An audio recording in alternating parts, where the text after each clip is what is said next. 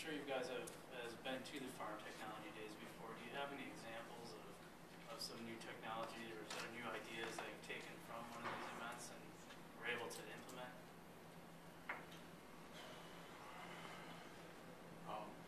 Well, I know that one thing we've implemented on our farm, which was not last year, but the year prior to that, when the event was in River Falls, was sand separation technology. We've taken what we learned at that show, which was very new at the time when it came out, and we've implemented that on our farm.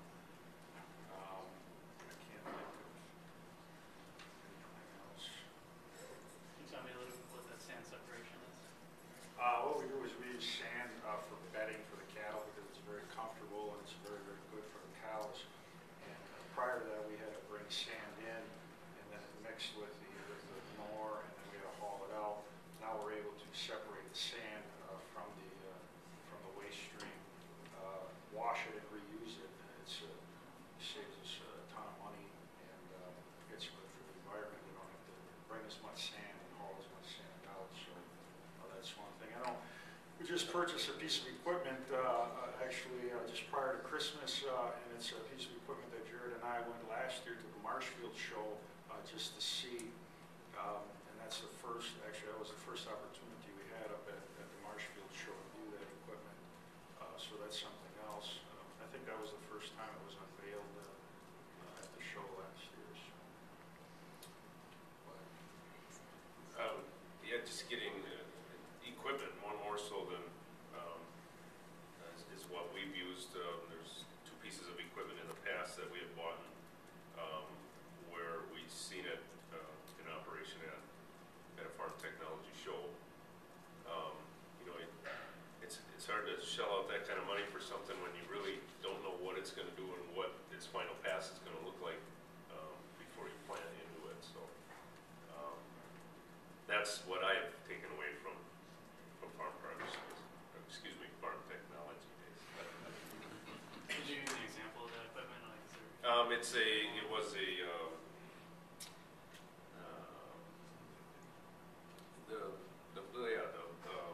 finisher, we call it.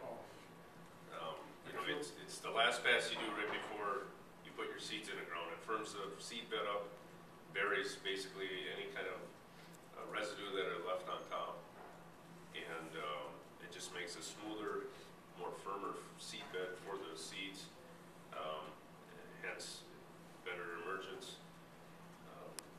more even, a good thing. Saved actually one extra pass, meaning I didn't have to disc it twice before I did something else. Disc it once, go with this land finisher and plant. You didn't have this piece of equipment before? Or? I did not, no. Basically it was, like I said, an extra pass or two to get the ground where I wanted it before we planted it. This shortened up my time in the field. Yeah. Saves on fuel as well. Every pass costs more fuel, so you consider that from a sustainability standpoint. So that brings to mind when they're talking about the equipment in the fields, I didn't mention that we do have and will have tillage demonstrations. I think we can focus even more on tillage demonstrations because we're going to have some vegetable crops coming off early or at the event, so it opens up a lot more land than if you're only doing alfalfa. A lot of times, those hay fields cost a lot of money to seed, and so you're not going to turn around and till them up simply because it's a perennial crop, and until it thins out or you've got it in your rotation, you're not going to take that out. But here in this case, as part of our vegetable production, those are annuals, and so in the middle of summer we're going to have that land open to do more types of tillage demonstrations here in the county. So excited about that. In the same vein, are you going to try to get anything planted to harvest at that time? Absolutely. Something. It's either going to be green beans, potatoes for sure is going to be a target that we're going to focus on, and then sweet corn are just something that is different other than your forages.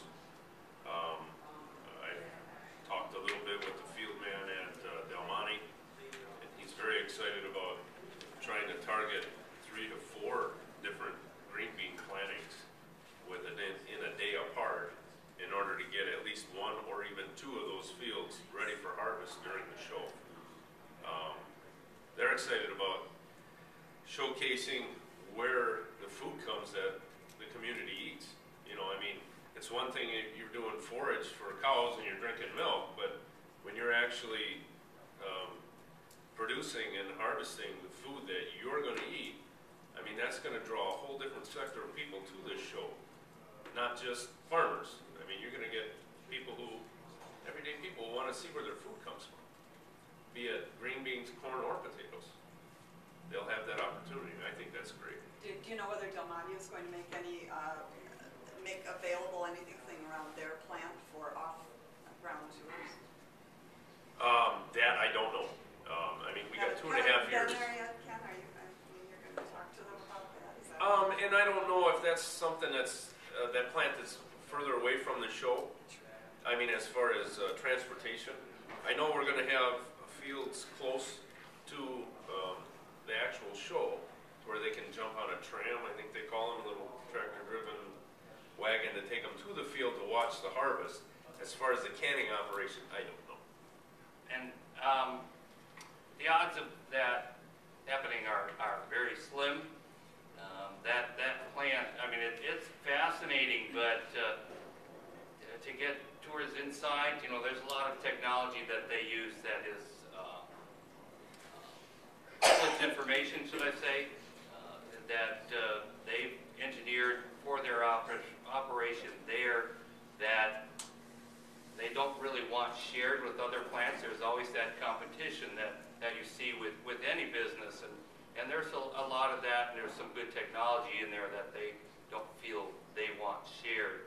The other thing is, at these Farm Technology Days events, the hope is to keep the public there to learn from the exhibits and interact with the exhibitors at the event. So rarely, if ever, do they take tours off of the area where the event is being held. They may tour the dairy operation or a home or something like that. That's part of the operation, but they don't take them away from the tent city.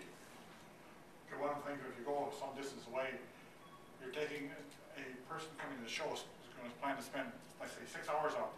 If they spend a half hour going out and not a half hour coming back, that's lost time that they're not visiting exhibitors, and exhibitors don't are paying people for the show as well as visitors coming. Exhibitors do pay a fair bit for those lots that they're there, so we kind of discourage that because of the time.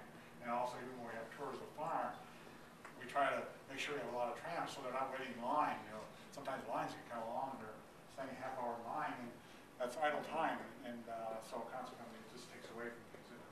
Okay, we'll just take one or two more questions.